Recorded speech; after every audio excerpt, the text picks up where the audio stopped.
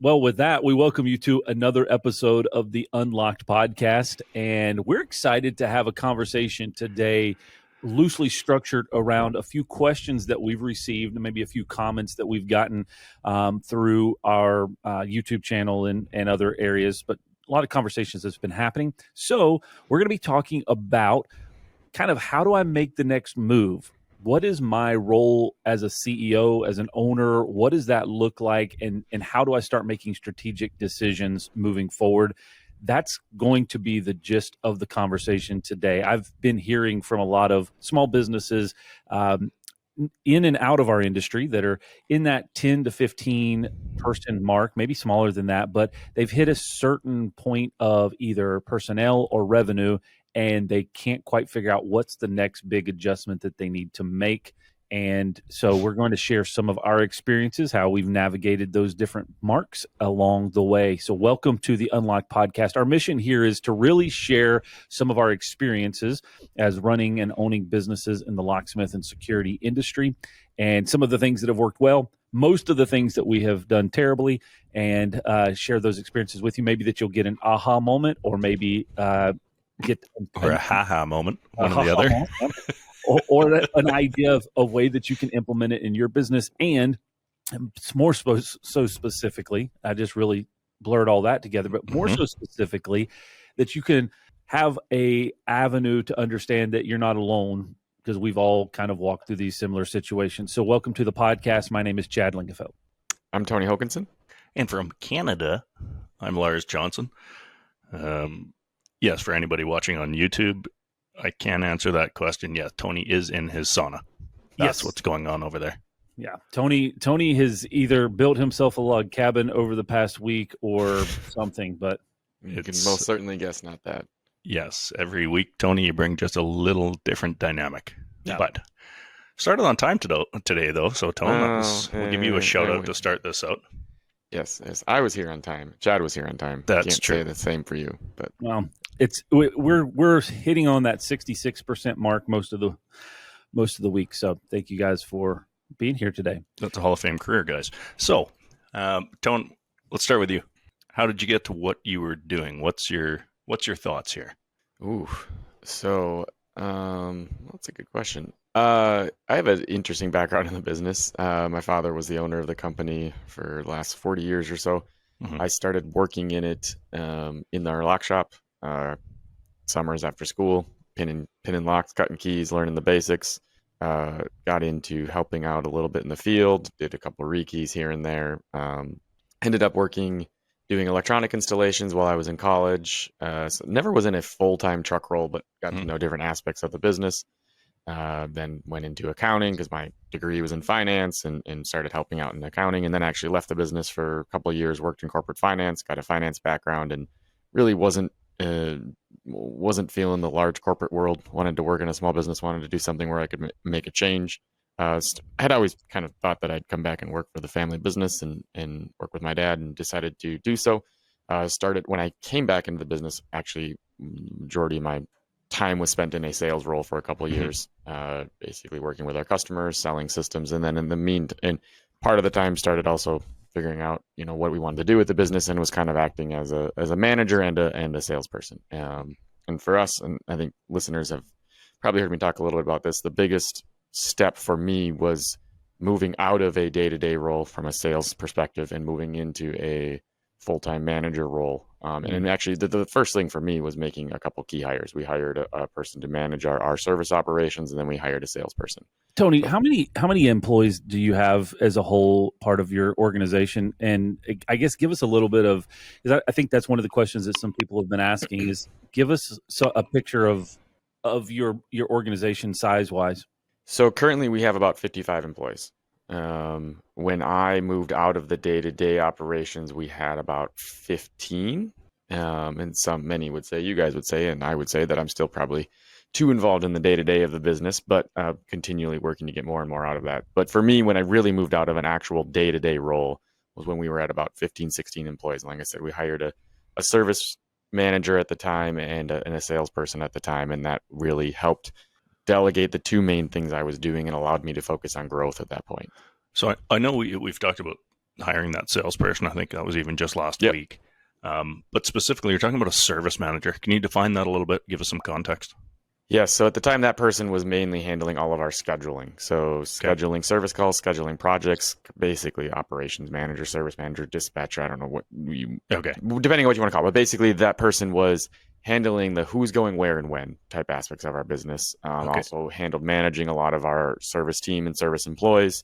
Right. Their title was not service manager at the time. It was technically field operations manager, if you want to get technical. Okay. So but they had reports. They were in a supervisory role. Yep. And then you brought it in. So why did you start there? You said you were like, I think to recap your background, I just heard you had a technical role. You got into that accounting kind of finance role to oversee that, moved into more of a strategy role.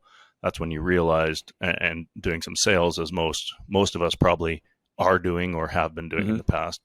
So, and then you decided operations, you need somebody to take over, kind of overseeing the field staff, the work that's being done, making sure we're efficiently getting from A to B, and everyone has that point of contact to escalate to.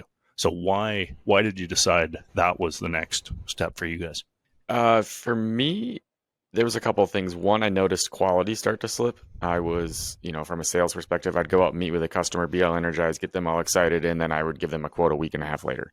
And from a service side, it was hard to manage, people reactionary to service calls coming in and then also go out and sell. So not that I was doing all of those at the same time, but it was trying to move away from the reactive tasks and free up time for more proactive tasks. And capacity, it sounds like, became a challenge. And that's, yes. It's interesting. You said that 14 to 15 people, that's about where you brought somebody on, because that is a pretty critical number. But I know, Chad, you've been nodding along here. I think you're chomping at the bit.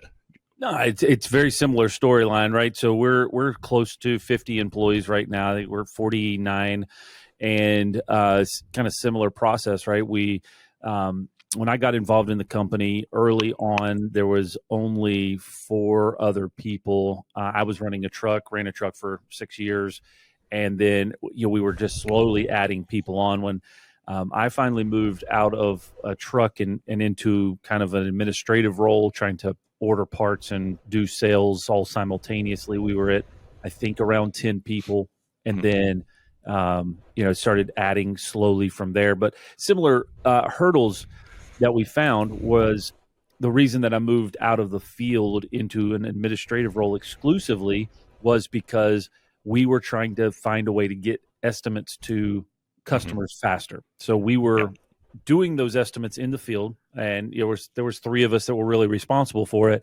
We would go out, get all the information, compile it all together, and then we would wait until we had a slow afternoon, and then we would find a parking lot somewhere and sit there and knock out quotes. Well, that was 2.5 weeks later, 3 weeks later, whatever. And so we kind of had this theory: if we can eliminate that gap and just focus on getting that out, what would the increase of approvals be? And so we started down that path. It worked, right? And then it started, okay, now we got all these approvals. Now we've got to figure out who's going to order these parts. Yeah. And it just snowballed from there. Yeah. And very similar to what Tony was saying is, as I was continuing to, hire people, try to build up the service team, and it was just all of these little departments that were not really departments at the time, but they were culminating into departments, but they were requiring more and more of my attention in different areas. Right. What started to slip was sales. So I wasn't being able to provide the quotes fast enough because I was trying to do that and manage dispatching and hiring and overseeing training. And so something was not going to get done well. And then the same type of progression there says it would hire somebody to handle service, hire somebody to handle sales, continue to progress forward like that. Both of you basically have said the same thing, that it was looking in that sales role and then looking for someone to take in that operations. Is that the direction you went to? I think that that's a good summary of it. I believe what I heard Tony say, and kind of similar to what I was thinking, and I'd be interested to hear where you were at too, Lars, because it really became an understanding of knowing my limits of what I could actually handle well. And so there were some things that I enjoyed doing that probably I shouldn't be doing because I was not doing them well. And so I had to be I had to learn some self-awareness enough to know these are the things I've got to let go of so somebody else can do them better. And, there's obviously ego involved in a lot of those types of decisions as well. But then it's what's going to progress the company forward. What about you, Lars? Because you've been more just on the administrative side through the growth of your business. Yeah. So 14 years ago, I think, it's about that. My background was finance and accounting. I was brought into the organization by some family members and started in the accounting department. Started with payables. We just acquired the company, and I started going through financial statements. And my two cousins were both locksmiths, and so they're very technical guys, but they, didn't have the background in accounting and financial statements and reporting and data and all of that type of that type of skill set, because that's just nothing they were ever trained in. Correct. Right. Which is pretty normal. Which is very common in the industry. Yeah. What did the company look like size-wise when you started? Thank you for prompting me, Tone. The size of the company, there was 14 plus the husband and wife, I think is what it was. So I think there was 14, it might have been 17, in that range. We're now at, honestly, I don't know the answer, so Tony, don't jump down my throat when I say this. It's between 70 and 80, I would say, is where we're at. 70-ish. Sounds good. It's that low conformity trait coming out again. It's well, it changes every day. I think Matt hired about 5 people yesterday, so I'm not too sure. But the background was, it brought me in. I really focused. The first thing I did was I focused on the financial statements and figured out where are we making our money, where are we spending our money. Looked at that angle, and then started building a team around myself. So brought in somebody to do some receivables, brought in somebody to do just some general accounting, hired. One of the first steps we did was hired a student, an accounting student from a local college. She worked with us part-time for basically her entire employment. It was excellent. It's a cost-effective way to get some pretty skilled people that aren't looking for that full-time, and we didn't need the full-time. So that was a nice touch. And honestly, how I met her was she was my waitress. And I was sitting there and I had my laptop out and I was doing some accounting stuff. And I just said, hey, do you know anyone that happens to want a job in accounting? And she was like, actually me. So that was, and that's happened many times. I just start asking questions and it happens. But anyway, so that was kind of my story. And then, after we got to the size, I'm going to say about 25, which I'd say is probably close to that 3 million revenue, maybe 3.5 in that range. We had a dispatching team and we had an accounting team and we had technical guys, but we didn't really have any strategy role. Didn't really, what's next? What's this industry going to look like? Yeah. We don't really have any controls in place. We had a management team that, we had a service manager, if that's what you want to call them. We had a technical manager and accounting, like people that were that escalation point. But those people didn't really have any direction. They didn't have any, high level, macro level. What are we really trying to get at? How are we trying to bring everyone together and rally towards a common cause? Everybody's just doing what's in front of them at that current moment. Everyone is just, like what's on fire at the moment. Let's do that. But as far as, transitioning to a big picture strategy, like for instance, one of the first things we did was, I said, we were using a computer software. This is 2012. Okay. So we had company-wide, I think we had 2 email addresses for the 17 people. Sounds right. We had a QuickBooks like home edition that, everyone signed in under the same username. We had an accounting software, we had a dispatching software that was on paper, right? And the guys would turn in the work orders, and if that work order didn't make it to accounting, we never sent the bill. Yep. Right? Like all of this stuff. So, I mean, it sounds like I'm talking about 1982, but realistically in our industry, I bet you there's still a fair amount of companies that are doing that.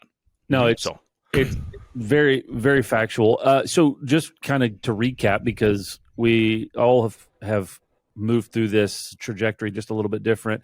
Tony, you came into the company and started functionally working in the company when it was about how many employees?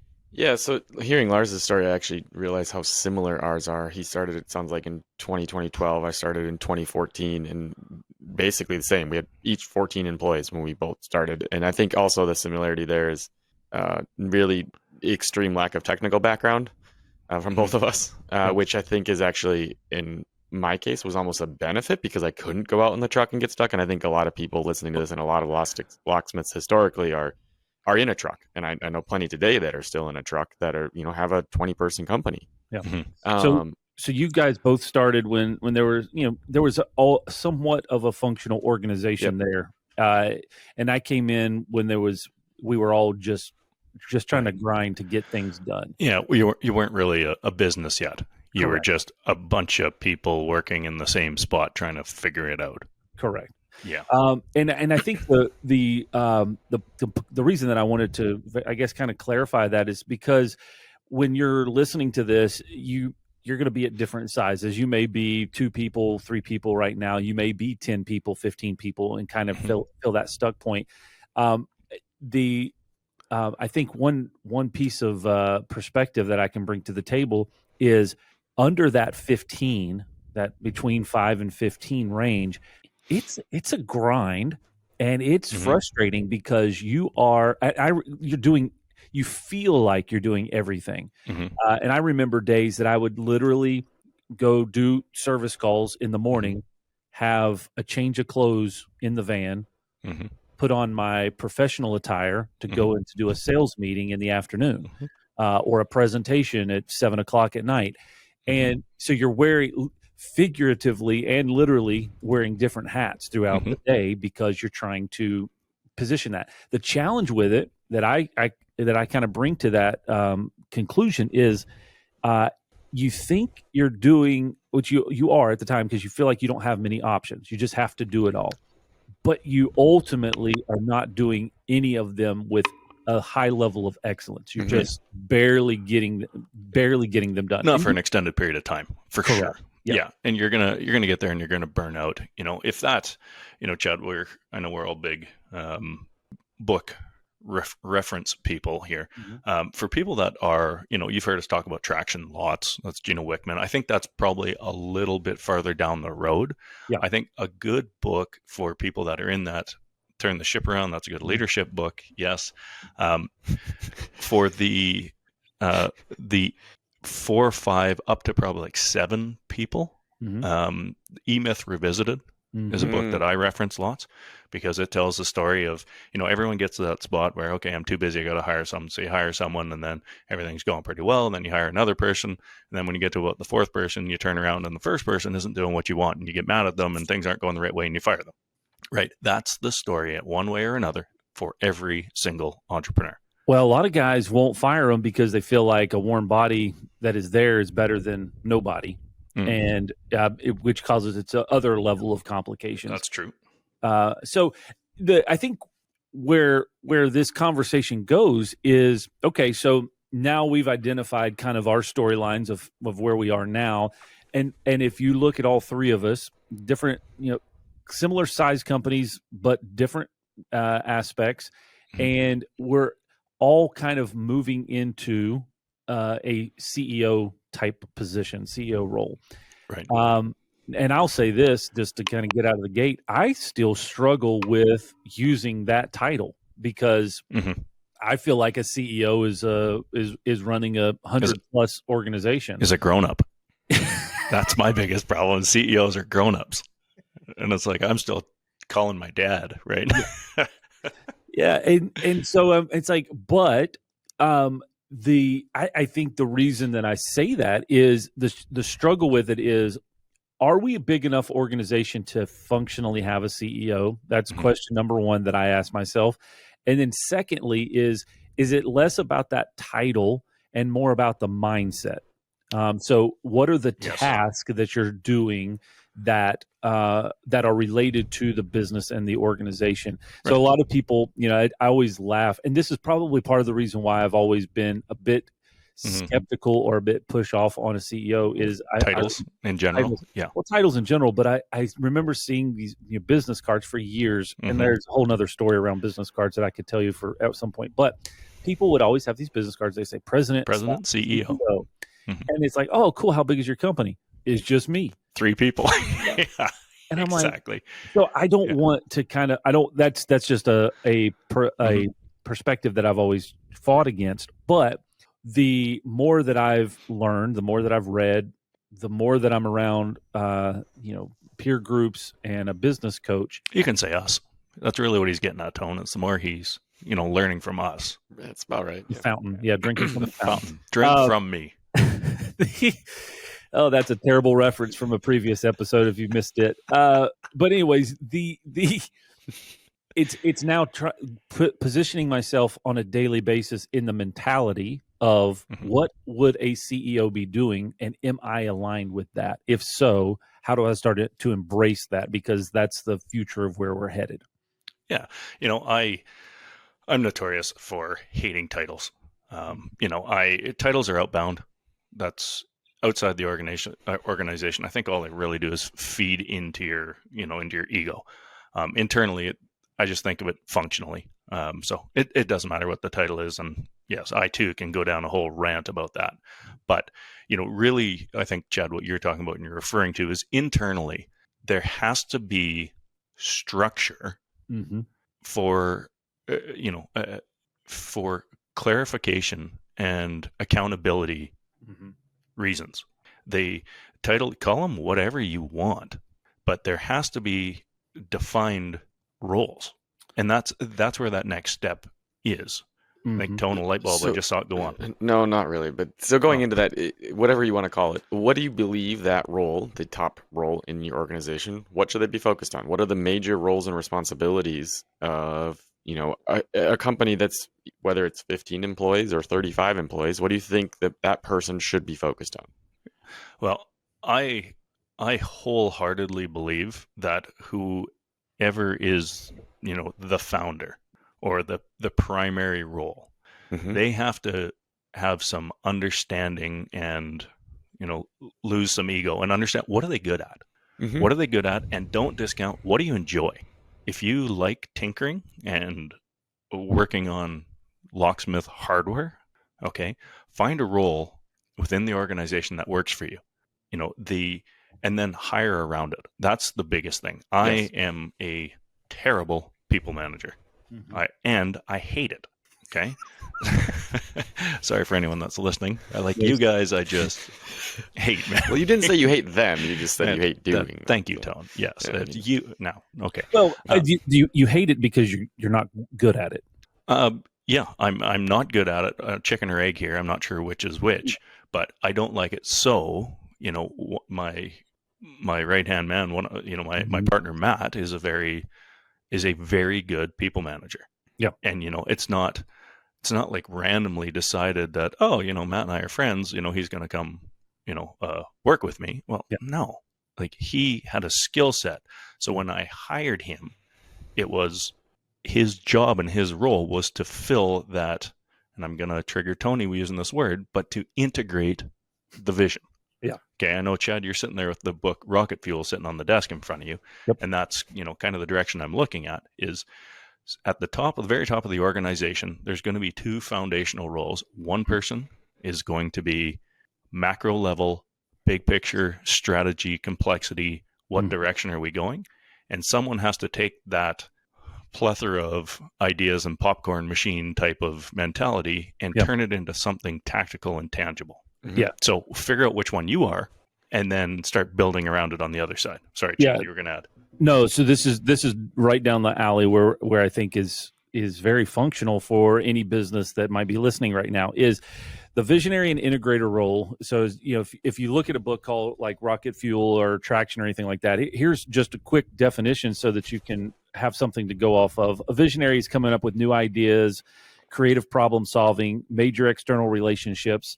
They're focused on culture and selling the big ideas. This is what we want to try to accomplish. An integrator is someone that leads, manages, handles accountability. They do the business plan execution. They're focused on the results.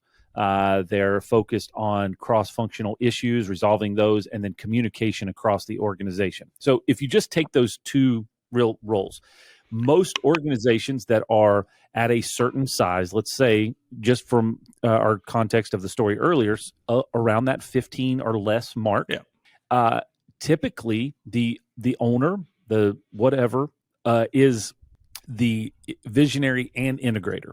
Mm-hmm. And that typically happens at day one when when the business is started. They're the visionary and the integrator. I've got an idea and I'm going to make it happen. At a point, those two roles become so big that one person cannot do them both effectively. Exactly. So they can either be a good integrator, they can manage the day-to-day, they can execute on the P&L and the business plan and all those things, or they can be a good visionary. And the challenge is when you're being the integrator, you're not moving forward. So you typically see things stagnate, stalemate, maintain. They just get to a certain point. That's where you see those $1 million, $2 million ceiling points, and they can't get past it. 15 people, and you're there for 5 years.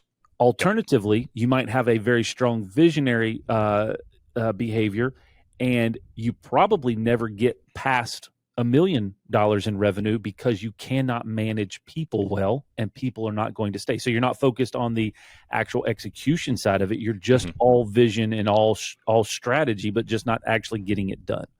Or it's absolute mayhem. Correct. You might get to that level, but it's absolute mayhem. There's nothing written down, and everyone's just fending for themselves, which you're going to see the pile of burnout. You might see explosive growth, which I think we can relate to, but it's behind closed doors. It's a gong show. Yeah, a couple things on that I learned about the visionary and integrator that I think are valuable for people. When you get started, you may not necessarily have one integrator. I remember talking to you, Chad, 4 or 5 years ago, and I said, after reading Traction and Rocket Fuel, and I was like, who's your integrator? And you're like, well, I effectively have a team of integrators. And that does work functionally, right? You were acting as the visionary, and you had 4 or 5 people on your management team that you were effectively using as a true integrator. So it helped delegate some of those integrator responsibilities to have you focus on the visionary side. So even if you don't have one integrator, and I know that is the ideal situation, still making sure you have people in each role that you can effectively use as an integrator really helps making sure you're focusing on that vision and strategy. A second piece to that is, and I heard this from our IT company about 4 or 5 years ago as well, you can occupy 2 seats in that org chart. So you may be the visionary and you may have an integrator. And then in this case, this guy was the CFO. So he literally said, I have a meeting with my integrator where we flip hats and I become the employee and she leads me. And I think especially for people coming out of the field or if they are technically inclined and now all of a sudden you're maybe managing the field team, you may decide that being an integrator, being the president of the company, managing a team of people isn't your thing. You can hire somebody to effectively be your integrator. You could still remain the CEO and the visionary, but to hire somebody that effectively manages you as a field tech or as a field manager. Maybe you just want to manage the field staff, but you can have that person be effectively your manager, and that integrator role can be treated in a couple different ways. If you want to scale the business up. Yes. Right? Yes. Yeah. That's a big key factor when we talk about this. Some people say, no, I like it the way I am, and it's perfectly fine. And I also understand the limitations that it is causing, and I'm perfectly okay with that. Yeah. But when that frustration happens, when I don't want that limitation to be there, now the question is, what's the next step? Yeah. And, one of the becoming more common these days, and I know that at some point here there's something about business groups and when to join associations and things. There's a lot of ways. If you are the integrator type, which is a confusing term in our industry given the integrator part, but if you're an integrator type, which I would say there's probably a good portion in our industry because it's, we have a lot of high attention to detail type people. But there are organizations that you can have like a fractional CEO as a common term you'd see. But if you are one of those people, that is focused on the here and now and really making things work, if you like the word efficiency, that's a pretty good indication that you're one of those integration type. But you can get yourself involved in organizations, a business group, the three of us sit there and kind of work with each other and do that same thing. But it's someone to push the boundaries a little bit, ask questions, help you start looking forward. Yeah. It doesn't have to be a full-time role or even somebody on staff to start, but there's business coaches, there's groups, and that's a very viable way to get you out of that day-to-day grind, what's on fire in front of me, versus that long-term strategy. So talking about the locksmith and security industry as a whole, because sometimes I think these conversations can get a bit ambiguous around size and scale, because you can have a really, really big revenue business with a very small few people. That's typically not the case. That's an abnormality in the service world, especially in the lock and security industry. So it does require people. And I remember years ago on another podcast, Lars and I had a conversation around hiring. And that was probably back when you were, 30, 40 employees. And you had at that point made a shift. What? No one ever knows. I have no idea. For all we know, he has 5 employees. I mean, it doesn't matter. I have no idea. So, but you had made a decision to delegate the hiring process to somebody else in the organization, and then shortly thereafter, you brought that back in, and you were over that. And obviously, that's changed again. So the reason that I wanted to bring that up is because I think at different levels, at different sets of the organization, biggest factor is people. When you're trying to grow and making those good decisions. I think when the conversations that I have a lot of times with business owners, the thing that they'll say is it's hard to find good people. That's a definite. But the challenge comes about to is what's the effort that you're putting around trying to hire people, and how are you training? How are you getting training on hiring people? Because I think, Lars, you could probably speak to this. Good hiring decisions lend in good results. Bad hiring decisions by you or somebody else turns into other pieces of chaos. And I think one thing that you do really well, Lars, that I've seen you over the years, is you're really willing to hire people in a part-time role or even for a temporary period of time and get them plugged in quickly. And if it doesn't work, then that's fine. Or if they execute whatever you're asking them to execute, then that's great. And I think there's a lot of hesitation, I know in my mind and probably in other aspects of the industry, where people, when they hire somebody, they want to hire somebody for 10 years. So can you talk a little bit about how, like, your experiences around hiring? Because that's a big aspect in growing a business or even having an organizational structure. Is if you don't have people, then big challenge. The structure is pretty easy if you don't have people. Right? But so I mean, Chad's reference. So the experience I've had over the last, I'm going to say the last 7 or 8 years. So I realized that hiring, organizing, all that, it takes a lot of time, training and onboarding and doing all that stuff. And I just like, well, I don't have time for that. I'm going to farm it out. I'm going to get somebody else to do it. There we go. But I then realized that, that's pretty critical. It's pretty critical. And if I wasn't involved in it, I was more like a light switch. I was like, okay, I'm not doing this anymore. You're now doing this. I'm never going to think about this again. And that was a mistake, because I should have, probably done a transition or talked about it at least a higher level. Yeah. So I then was like, okay, well, I'm going to be involved in it again. But then very quickly found out, okay, well, this again takes a lot of time, especially when you're in growth mode, right? But what I can speak to, so again, I was talking about Matt earlier, but so Matt is our integrator. He's my integrator. He's, I think his title is COO, because we love titles around here. Yep. But he's in charge of, operating the business or all of the companies. Okay. And that's, Yes, we have 9 different ones, and Tony, don't jump down my throat about this, but yes. So there's a whole group of companies. But, our organizational chart and our org structure is all of our senior managers all report to Matt. Mm-hmm. Matt reports to me. And by that, I mean, he pretty loosely reports to me. He's in charge. He runs everything. He does his thing. I go out and make a mess. Mm-hmm. Right. So that's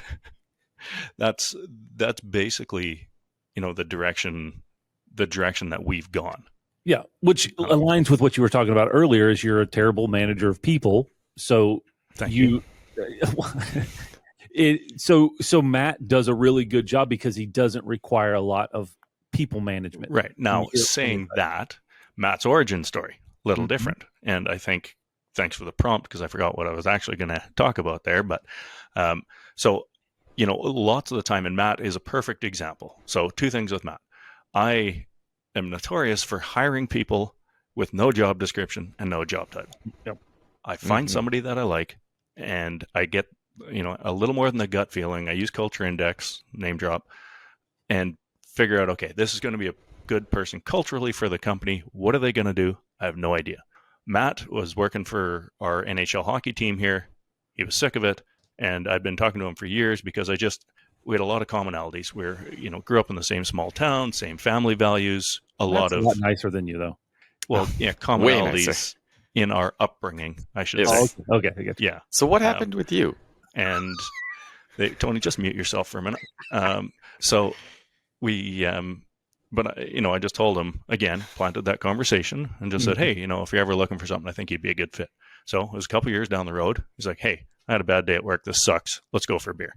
I was like, all right, you ready to make the jump? He's like, yeah, I think so. It's like, okay, give him a job offer on the spot. His job title, nothing. Job role, nothing.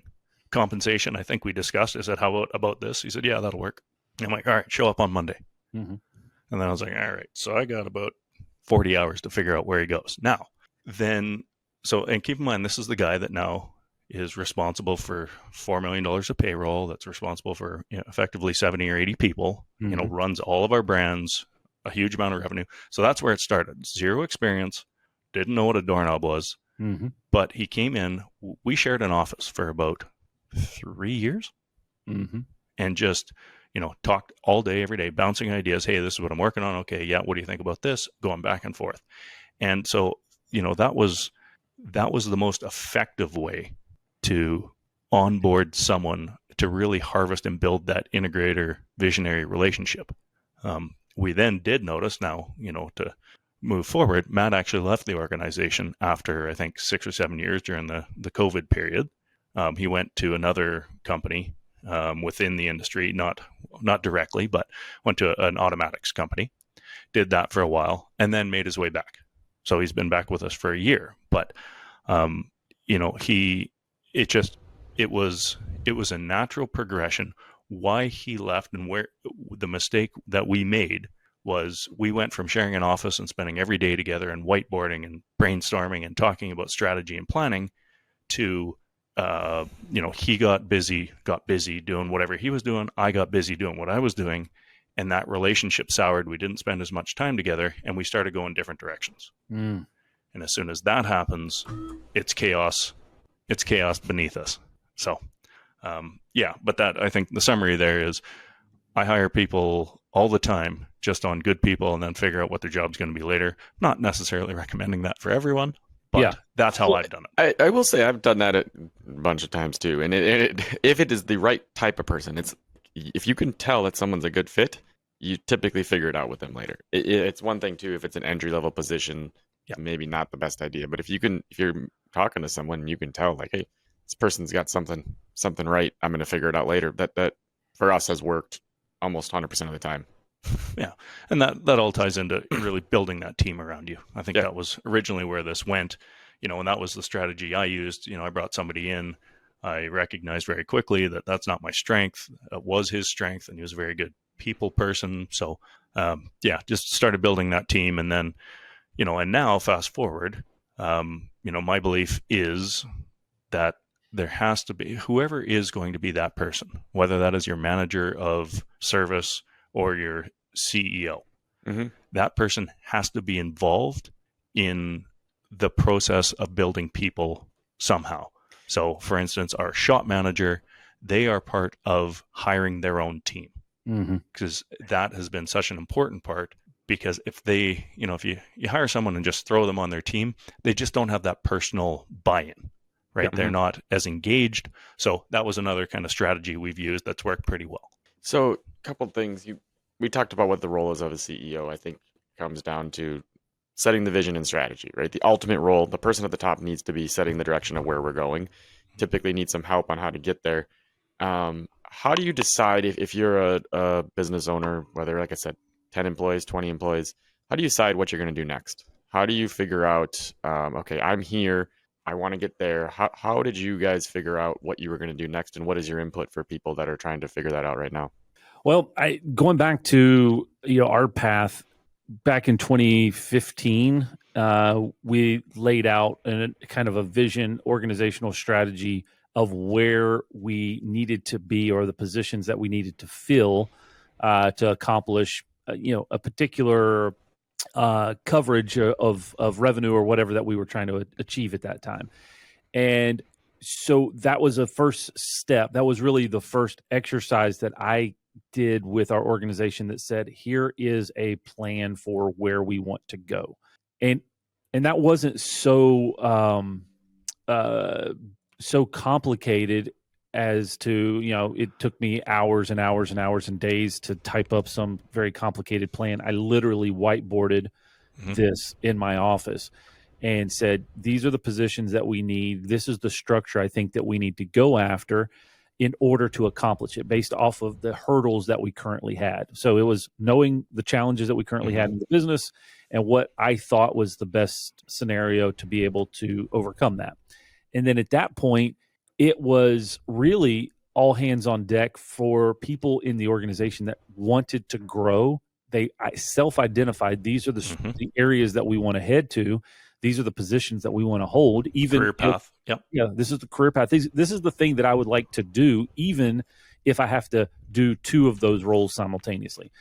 And so that got us to a certain point, and I've reiterated that a few times. And then, more structurally, with the traction model and EOS, I put together a VTO, which they classify as a vision traction organizer, that clearly states these are the things that we're trying to accomplish as an organization, and these are the objectives that we're trying to achieve.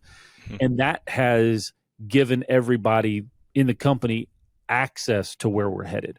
Yeah. Now, I'm not going to sit here and say everybody in the company has it memorized and they know it all and all that stuff, but it is something that we review, we present on a regular basis in the company so that they understand the path that we're headed. And that allows all 48, 49 of us to engage with it when necessary, versus just me or just 2 or 3 people trying to move towards growth. So to answer the question in a short summary, is you just have to draw a picture, a document, a plan. This is where we want to go. Do you want to be a part of this? And I would say a lot of times our challenge is we do it verbally. Figure out a way to make it on paper, on purpose. Yeah. And that, that was a part I was going to echo, Chad, is just, people, myself, I think, Chad, you're probably in this category too, but it all makes sense in my mind, and there's a picture in my mind, but getting it onto paper is so, and okay, we just use like a PowerPoint with some boxes and some names in it. Doesn't matter what you do. Honestly, it starts off on a whiteboard in my office. I just write it up there, start some names. Okay, how do these come together? It reminds me of, I had the conversation probably 15 years ago with a guy I really respected from our hometown. His name's Doug Murray. He's the CEO of a massive car dealership organization. And, I remember I only had a handful of conversations with him, but I remember some things so avidly, 20 years later, 15 years later.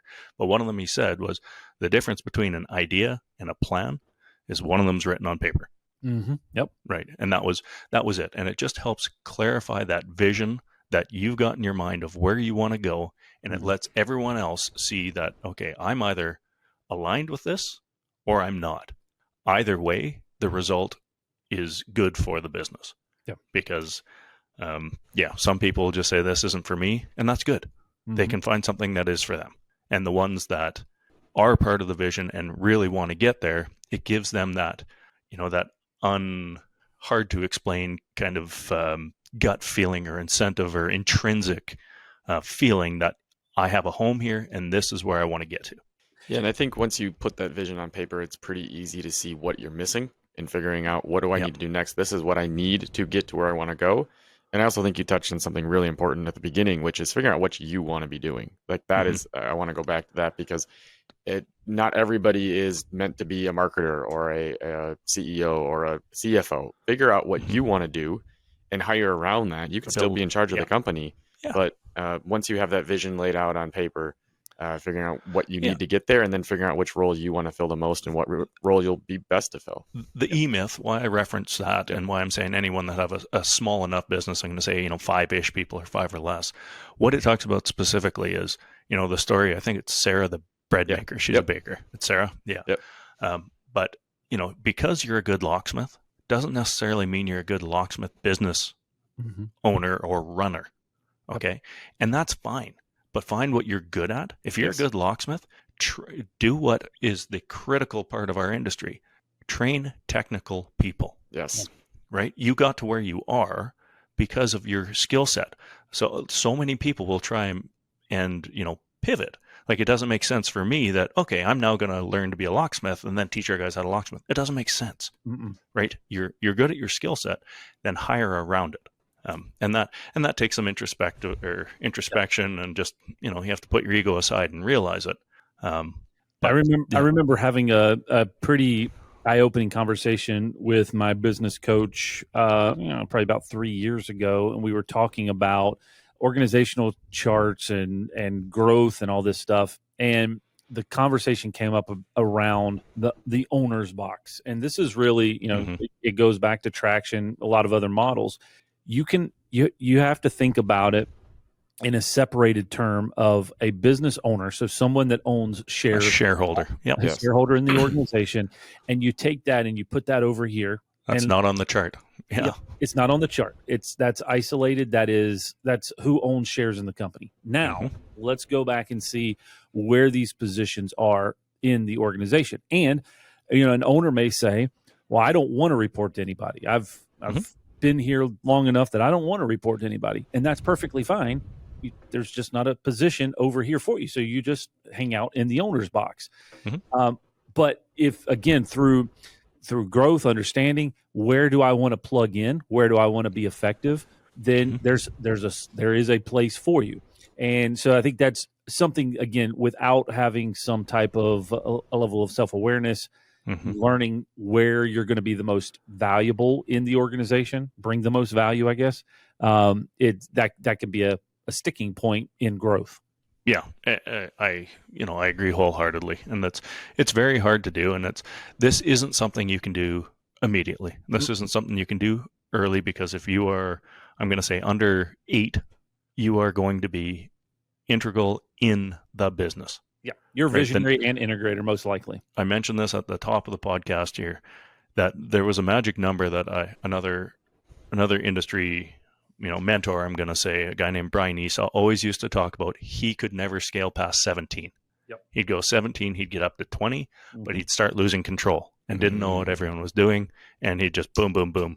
Basically, he didn't even know he was doing it, but it'd always get back to about 17 because that's the number where you need that second level of management. You need a number 2 that can take on some of these responsibilities. I mean, that ties exactly into what we talked about earlier. We were both at about 17 people when we started. That is a definite number. I think there's some leaps. It's interesting too. I've read or heard podcasts about like different stages of businesses, and they seem to actually tie business to business. And I think it comes down to the number of people you can manage, right? Like you can only effectively manage 6 to 8 people. Decision making. Yeah, I honestly believe it comes down to your mental stamina and mental energy of decision making. When you have too many reports, you can't make that many decisions. A good way to recognize this for yourself: if you get home and you are mentally more tired than you are physically, pretty good chance that you're making too many decisions in a day and likely have lots of reports or have too much on your plate. Well, but the other component of that is it it affects stagnation of the organization, or it impacts the growth trajectory because people are typically waiting on you to You're the make a bottleneck. decision. You're the bottleneck, right? And so Absolutely. you can't make all those decisions every day, at least good ones. And Jeff Bezos, which none of us are at Jeff Bezos level, but I've heard of him. Yeah, he has that Blue Horizon company, right? Yeah. He says he's now measured on the quality of his decisions on a daily basis, not the quantity. And that's where things have to start changing for you mentally. If I make 2 quality decisions today that make massive impact on the organization, then that's okay. That's what I'm looking for. As a manager, you might be the quantity of decisions. I need to make 100 decisions today. And so you can't do both of those simultaneously effectively for a long period of time. And that's where some of those challenges come into play. Yeah, it's Blue Origin, guys. Not a big detail guy, but Blue Horizon, whatever. Same thing. Glad you cross-reference that. Yeah, I had to Google it. Tone, bring us home. We got... did you learn anything today? Any key takeaways? A couple key takeaways. I think the big one is figuring out, making sure that you're in a proactive role versus a reactive role. A lot of locksmiths owners, a lot of owners in general, myself still included, and maybe sometimes you guys are in a role where you're spending a lot of time reactive. In order for your business to grow, you need to be in a position where you can be proactive, planning that vision, planning that strategy. Second takeaway, make sure you put that on paper. That's something that you can have in your mind, and if it's not on paper and then that paper is not communicated to others, it's a lot harder to get there. Third thing is, you mentioned the book E-Myth. I think that's something I want to highlight again. Fabulous book. No matter what stage you're at, it's all about making your business scalable, repeatable, and stepping out of that role. And I would recommend, really, no matter what stage you're at in your business, everyone make sure they've read that one. I remember you recommending it to me about 7 years ago, and definitely a good read. So those are my takeaways. Chad, I'm going to jump in because I'm going to let you land the plane here at the end. It's something that I think is coming through in all these podcasts, and we have these conversations. We all keep referencing books. And, probably when we grew up, we either read books or had our parents read books to us, or we were forced to read them in elementary school. But eventually, as technology seems to become more prevalent and there's just more distractions, we spend less time reading books and less time thinking. Okay. And that's probably the biggest impact I've had on, my professional life is my kind of tip here for anyone is Tuesday afternoon between 12 and 5, I have my calendar blocked every week. And what I do then is I go to a restaurant, I order a steak, I sit there, I read a book. I'm not a podcast guy, except this one, of course. But I read a book, or I listen to a book, Audible, and I write things out. Just get that brain dump out. Try and organize my thoughts, because I just feel like there's so many distractions in the world right now. You have to be intentional about giving yourself time to process information, right? For a guy like me, it's in the shower in the morning. I get in the shower, and that's when my thoughts happen, right? There's nothing else that can distract me. So I'm pretty intentional about just setting aside time to process information. If you're not reading books right now, you don't have to actually buy a book. Get Audible, listen to it, listen to some of these, because what it's going to do is the content of the book is going to trigger your mind into thinking of things. Doesn't matter what the content is so much, but you will figure out how that will challenge your thought process. So we've got a few there, but Chad, what were your takeaways today? Bring us home. Man, I couldn't agree with you more on the reading and self-education. That is a big challenge. You're trying to figure things out as a business owner, and carving out time. If you're busy right now, it's while you're driving in the car. Is it mornings or afternoons? For me, I love to, and fortunately in North Carolina, we have the ability to play golf about 11 months out of the year. And so I love to go play golf by myself, walk, and carry my bag. While I'm doing that, I'm listening to an audiobook. And it's just focused on I have a distraction to keep my brain engaged, and I can pick up a lot of ideas, thought process. And I may listen to the same book 2 or 3 times, but I've had this over the course of the past 6 years or so. a catalog of hundreds of books that I've listened to.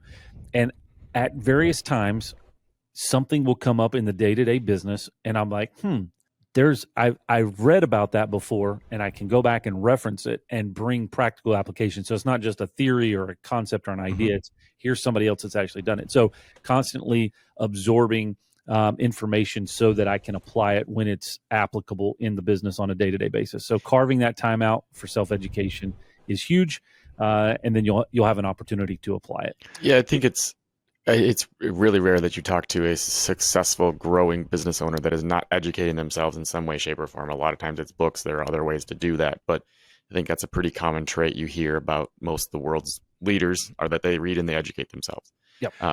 Your point about golfing and having a distraction is interesting. I personally find that listening to an audiobook while driving is I have to be doing something in order to keep my mind focused on the book. And for you, it's golf. And I think that's a good tip and Lars, you're doing it while eating a steak. There's a commonality there of making sure you're focused on it and able to listen to it in long, uninterrupted stretches. And that really gets the ideas going. I know that when I'm driving and listening to a book, I'm like sitting there making Apple reminders in my phone the whole time because I'm thinking of ideas. And finding that way to help you think about the vision and generate ideas is a really valuable tip.